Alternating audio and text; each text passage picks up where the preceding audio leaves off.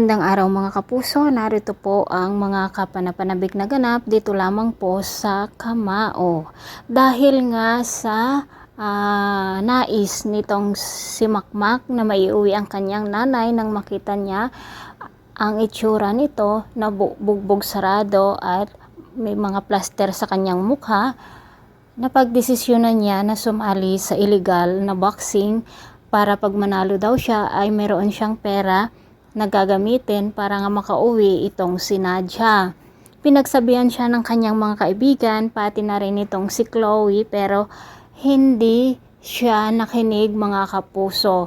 Dahil nga natatakot sila na kung matalo man ito ay tiyak na mateterminate siya dito sa Guerrero Boxing na kung saan ay ang nakisalihan niya.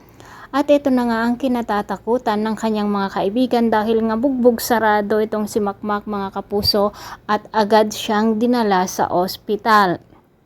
Nalaman naman ni Lance na sumali nga si Makmak dito sa illegal na boxing kung kaya't ito na naman ang kanyang katuwaan dahil nga siguradong mateterminate si Makmak dito sa pagboboxing dahil nga bawal ito. At nangyari nga ito mga kapuso. Umiiyak ang lola ni Makmak nang makita niya na duguan ito at nadala nga siya sa ospital kasama na rin itong si Nonoy mga kapuso at siya ang nagbabantay. Nagalit naman si Nadja nang malaman niya na pinapayagan ng kanyang nanay na bumisita si Nonoy dito kay Makmak. Sinabi naman ng nanay nito na dahil si Nonoy ang tumulong sa kanya dahil nga wala si Nadja dito sa kanyang tabi. Kung hindi siguro umalis si Nadja ay hindi rin mangyayari ito kay Makmak mga kapuso, no? Napakabuting anak itong si Makmak, pero dito naman mukhang magtatapos ang kanyang pagboboxing dahil nga na-terminate na nga siya. Mga kapuso, tuwang-tuwa naman si Lance dito sa nangyari.